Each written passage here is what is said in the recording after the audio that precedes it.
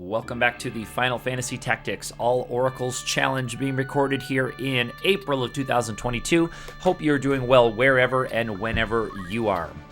Today we have a twofer battle. We are in the Hall of St. Murond Temple and in the basement or catacombs of Murond Temple as well. Hall of St. Murond Temple.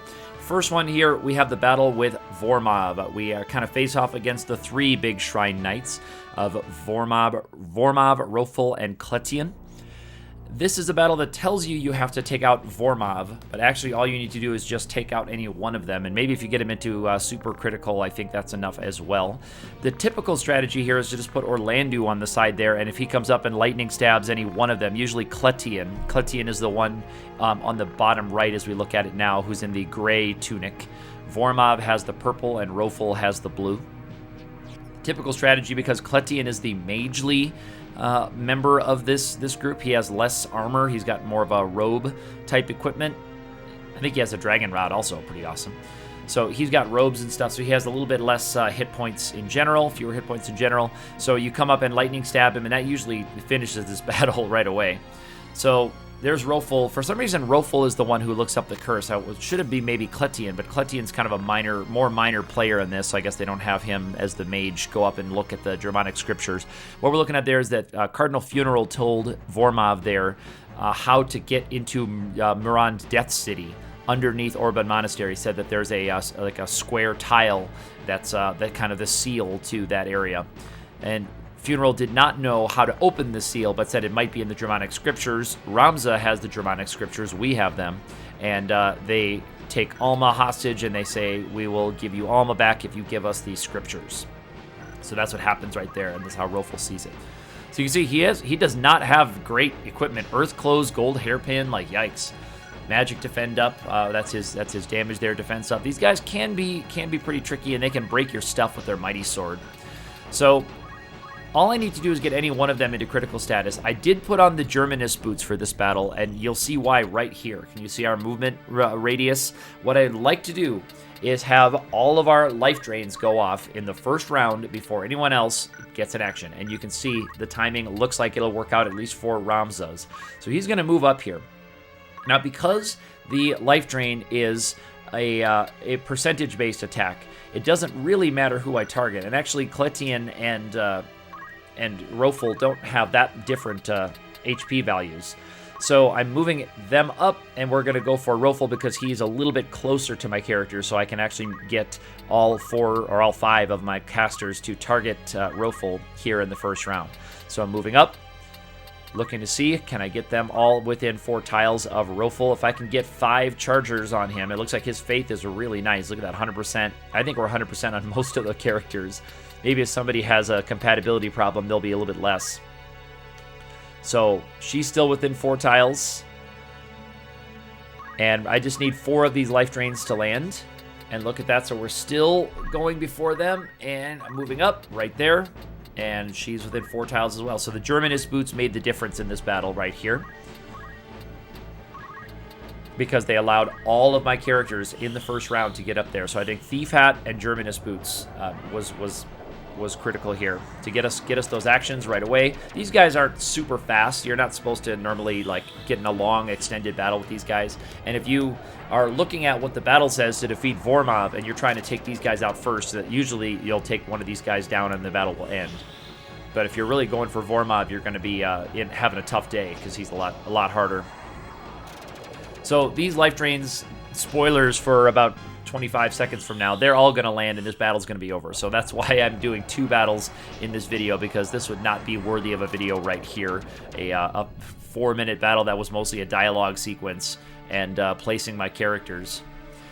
So Vormov is going to get away, and they're all going to take off down there. And this battle is over. So the next fight, I'll set that up. This is a really sad moment in the game. You may remember in the Dice-Darg battle, Ramza's brother Zalbag was helping us against Dice-Darg because Zalbag kind of also figured out much later than Ramza did that what their family was up to was bad stuff, that what Dice-Darg was doing was up to no good. But Dice-Darg's demon banishes Zalbag to like a hell dimension. It just sends him away to hell, apparently. They can do that. So Zalbag has been kind of in this hell purgatory place for a while. So now we're in the, oh, it's the chapel of St. Murond. Okay, so it's not the hall, it's a chapel. One thing to note when this battle loads up is these candle flames move faster than any other candle flames in the game. I think they're like, there's like really like wacky. It looks like the game is moving like on fast motion with how fast these candles move. And my frame rate of capture might not get it, but yeah, they're pretty quick. So Zalbag is brought back into this battlefield, and we kind of call this an undead form for Zalbag, but what I did not know going into this one, because I didn't really look up the mechanics guide before this fight, is if he is actually undead, or will our drain lives work on him? Like, if we tried to do drain life, will it give him our health? Will it reverse it like on other undead things? So it's gonna be a tricky one if not, because he's got the blood suck ability, can turn us undead, although I put on 108 gems on all of our characters. Probably not strictly necessary, as you'll kind of see here. Probably could have kept the Germanist boots and made this battle a little bit faster. But if I had to roll this one again, I probably would have done that. So anyway, here, Zalbag has got move HP up. He has the blood suck stuff. He's got some sword abilities. He's a tough battle. And then, of course, we have the usual henchmen for these Lucavi demons. We've got these Ultima demons and Archaic demons. But we just have to take out Zalbag and stay alive long enough to do it. So Zalbag, thankfully, is going to get a turn first. One of the things, if you're too fast and you get an action first, you kind of jump up there towards Zalbag, and then you're kind of at risk in the next couple rounds. So I'd rather have Zalbag go first, and it's unfortunate that he's going around there. I want him to come right at us.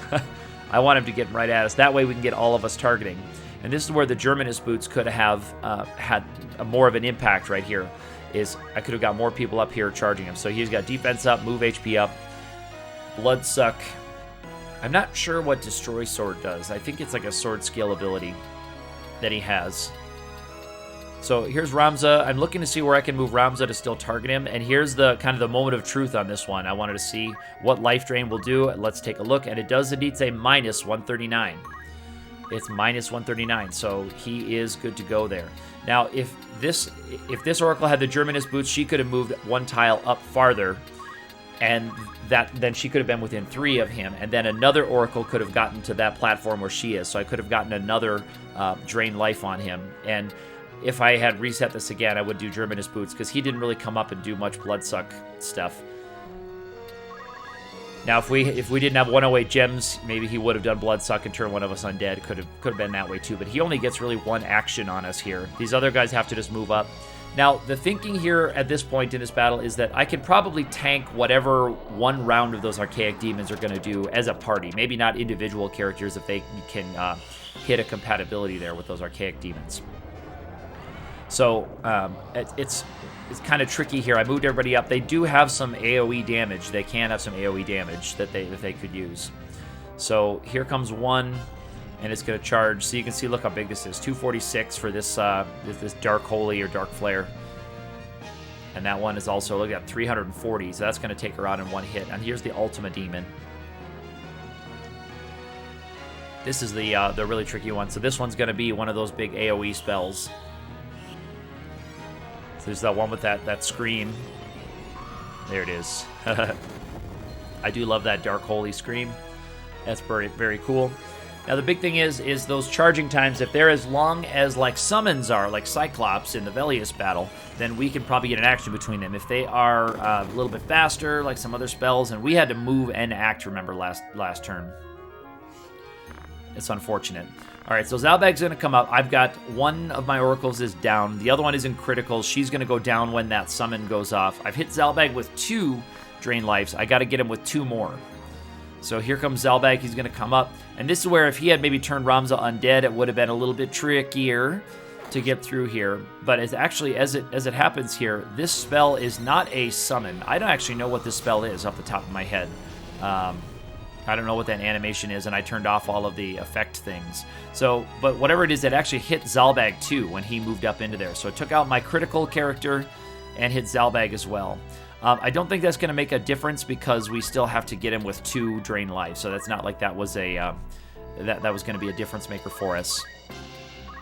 So I guess even if he had turned Ramza undead there, we could have come back and done this. So here I'm just spreading us out in case one of these happens to miss. We do have like 94% to hit on these. So in case one would happen to miss, I'm spreading us all out. There is one of them, and we just need any one more thing to land. Now, that Drain Life is actually really nice because she took a big hit from the summon, so they're going to be in full health if something else were to happen here, or not full health, near full health, I guess. Okay, so there is Zalbag down. So that's it for St. Murond Holy Place, and in the next round, we're going to be starting the final descent to Orban Monastery. So if you've liked this series, hit that thumbs up button on the video, subscribe to the channel, leave me a comment, or hit me up on Twitter, active_ATE. We will see you next time.